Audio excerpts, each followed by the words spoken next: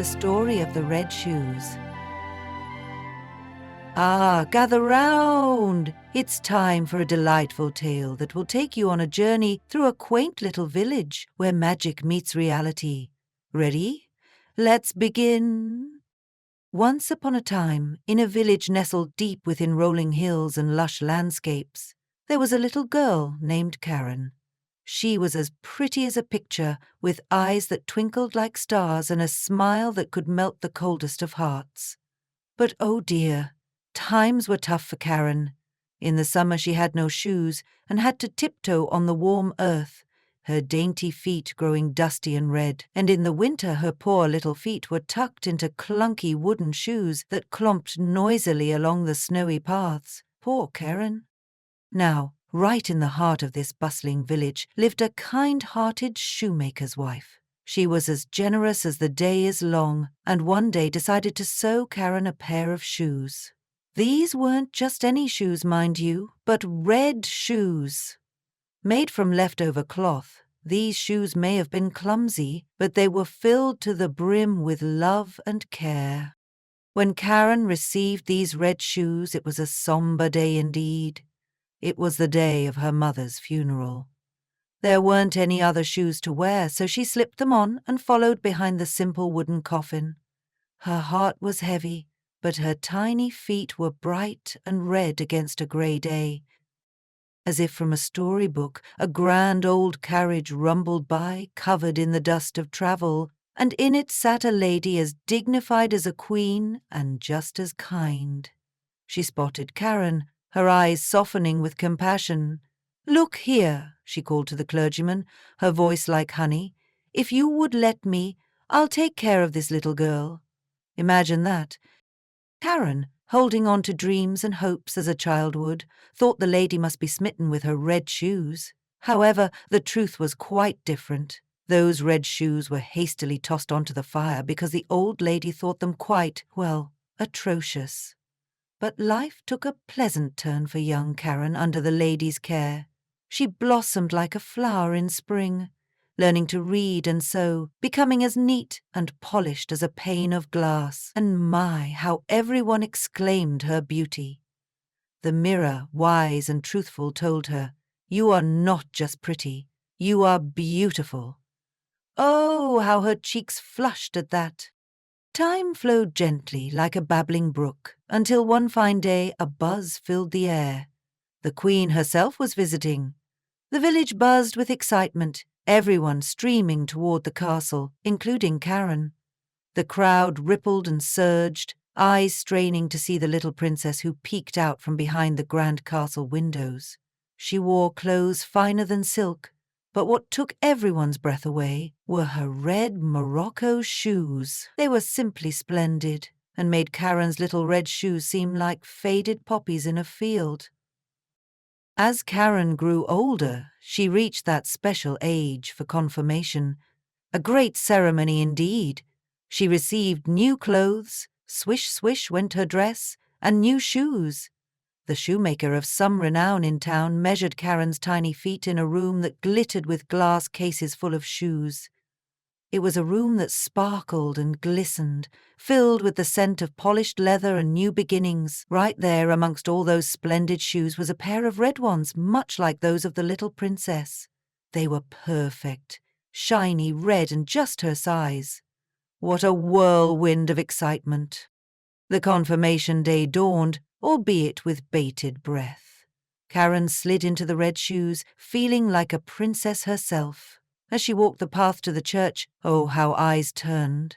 Whispers followed her every step. It seemed even the austere figures carved in stone took a peek. But what was it about those red shoes?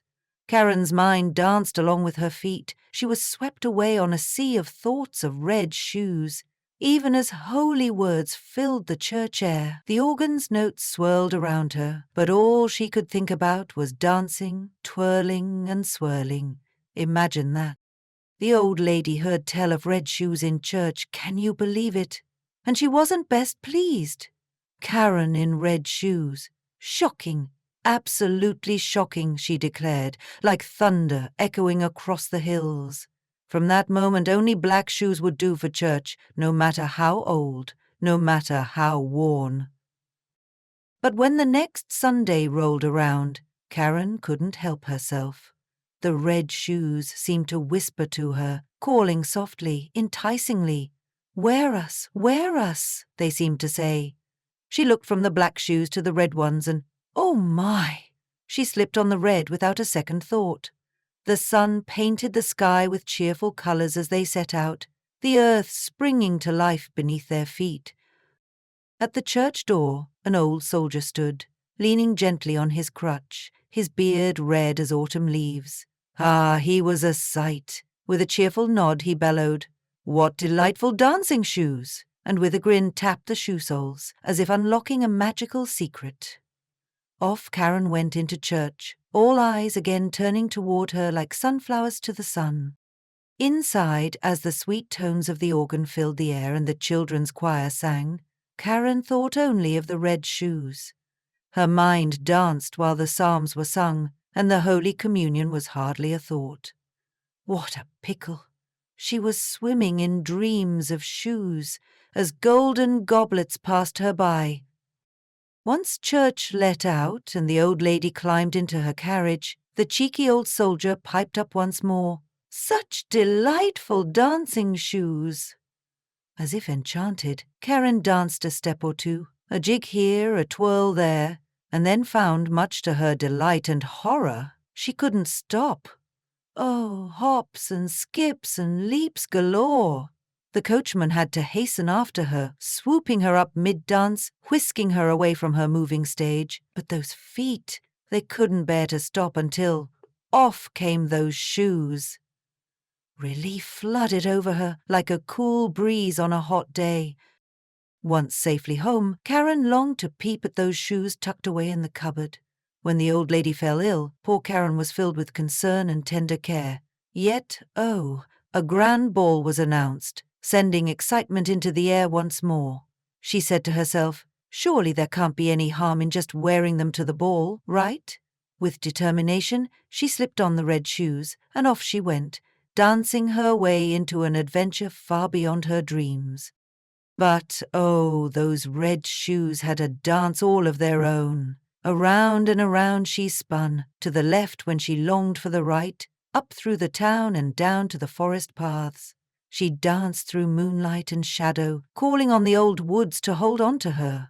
Suddenly, as beams of light shone through the trees, a familiar face appeared, none other than the old soldier, chuckling with delight, nodding at the endless dancing. Now, everything changed when Karen found herself entering the quiet stillness of a churchyard. She hoped for peace, even as the gentle souls at rest there lay silent. As Karen passed the open door, she blinked. Could that be an angel? With radiant robes and stern eyes, the angel spoke firmly. Dance you must, until you learn from each step you take. Karen pleaded, mercy. But alas, no answer came. And oh, what a vision! Those shoes carrying her far and wide, through mists and meadows, through rain and sunshine, over paths thorny and smooth. They danced through the night, tears mingling with raindrops. Karen longed for rest, finding herself finally at the humble door of the executioner's cottage. With trepidation she tapped lightly, calling, "I can't come in, for I must dance." The executioner, stern of voice yet with a heart beneath the bravado, peered out, announcing, "I am he who strikes off the heads of the wicked." Now, hang on," Karen begged. "Not my head. Please, remove my feet with the red shoes." With a heavy heart she confessed her deeds, and nodding, the executioner did as asked, taking away just the magic of the shoes and leaving Karen with new wooden feet to carry her forward. Karen, learning anew, found a humble life in a kind home nearby, filled with laughter, warmth, and music. She listened well, finding joy in hymns and the shared stories of her new family. Her heart swelled like yeast in dough as she grew in kindness and love. And on a sunlit morning, when Karen watched others make their way to church, She thanked the heavens for what she had learned. The organ played, voices lifted, and a sense of belonging washed over her as vividly as if the finest of silks wrapped around her.